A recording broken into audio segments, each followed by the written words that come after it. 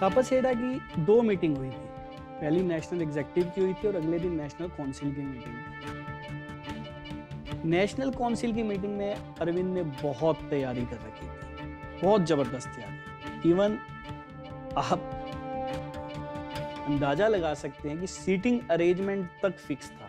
तो यहाँ पर उन्होंने अपने लगा रखे थे कि फाउंडर मेंबर कौन है, नेशनल काउंसिल के मेंबर अगर 250 हैं फॉर एग्जांपल, तो इसमें से 200 हमारी साइड हैं और ये 50 लोग, निशानी लगा रखी थी पेन से भी, ये 50 लोग प्रशांत जी और योगेंद्र जी की बात कह सकते हैं कि पार्टी से ना निकालने की, क्योंकि फाइनल तो इन्होंने ही करना था, नेशनल काउंसिल ने ही करना था ना।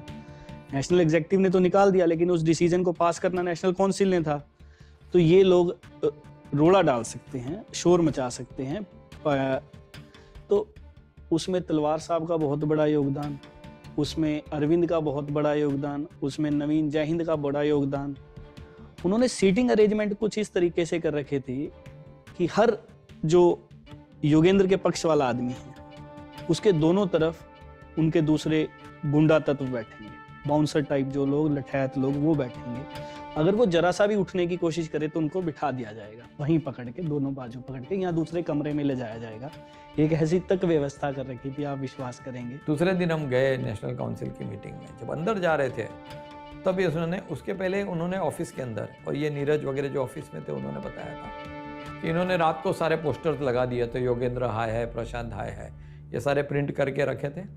और कुछ बाउंसर्स उन्होंने, शायद नवीन जय हिंद के भी कुछ बाउंसर्स होते हैं, तो उन बाउंसर्स को हायर कर दिया था एट अ सर्टन प्राइस। पर रात को इनको मैसेज आया कि बाउंसर्स आप डबल कर दीजिए। शायद 11 थे तो उसका 24 बाउंसर्स कर दिए, 74 हाँ।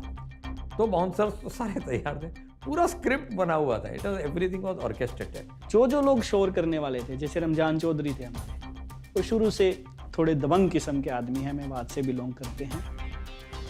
जब वो उठने लगे, नहीं ऐसा नहीं, जब कपिल मिश्रा शांति भूषण जी को मारने के लिए दौड़ पड़ा तो रमजान सबसे पहले उठे। ये क्या मजाक लगा रखा है अरविंद, तुम देखते नहीं हो बूढ़े आदमी को, ऐसे पीछे लोग भाग रहे हैं। जैसे ही रमजान उठा, उसको 2 लड़कों ने इधर पकड़ा, 2 लड़कों ने उधर पकड़ा और दूसरे कमरे में ले गए, उसके साथ बहुत मारपीट की। जब रमजान के साथ मारपीट की तो हमारे जो साथी थे, हरियाणा कार्यकारिणी के सदस्य थे, वो खड़े हुए, राजीव गोदारा, अरे अरविंद ये देखो ये क्या हो रहा है, बाउंसर से पिटाई करवा रहे हो अब हमारे। राजीव को भी लगे 1-2। उस मीटिंग में रमजान को काफी चोट लगी।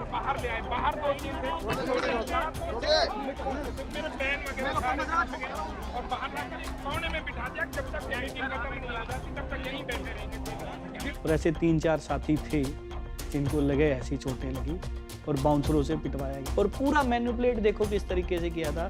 जब ये सब लोगों को बाहर निकाला गया तब अरविंद जी अंदर जा गए।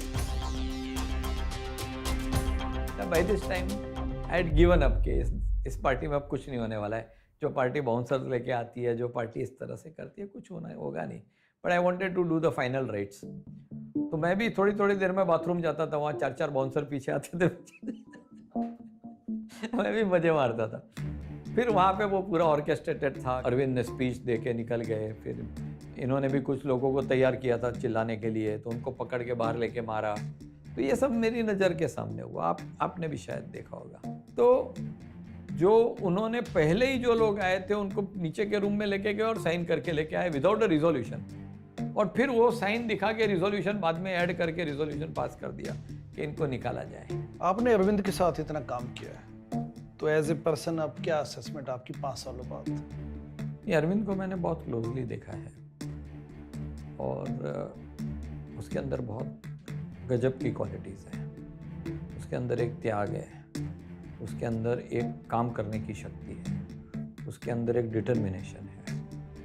लेकिन कहीं ना कहीं मुझे लगता है उसके अंदर कुछ ऐसी बातें हो गई। एक तो उसको महत्वाकांक्षा हो गई कि वो प्रधानमंत्री बने, और उसको ये लगने लगा कि मैं अकेला ही सब कुछ कर सकता हूँ और ये बाकी के कुछ लोगों की मुझे ज़रूरत नहीं है, तो मुझे सिर्फ फॉलोअर चाहिए, मुझे और कोई लीडर नहीं चाहिए।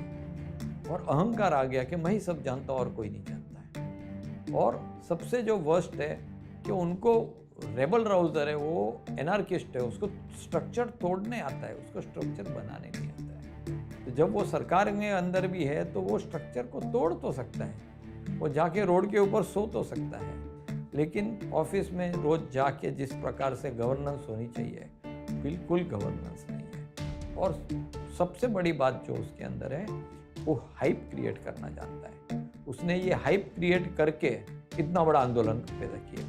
आज ये हाइप क्रिएट कर रहा है कि एजुकेशन और मेडिकल बहुत बढ़िया हो रहा है। हम जो जानता है रियलिटी, वो तो जानता ही है कि स्कूल का एडमिशन कम हो गया, रिजल्ट 14% कम हो गए, लेकिन ये कोई बात बाहर नहीं आती। बाहर ये आती है कि कहीं पे स्विमिंग पूल बन गया, कहीं पे ट्यूबलाइट लग गई, कहीं पे एसी लग गया और स्कूल बहुत बढ़िया हो गया। झूठ को एक लेवल के बाहर वो लेके जाने की उसके अंदर जबरदस्त एबिलिटी है। और वो जो भी बोलता है फुल कन्विक्शन से बोलता है कि सामने वाले को लगता है हाँ यार ये जो बोल रहा है सही बोल रहा है।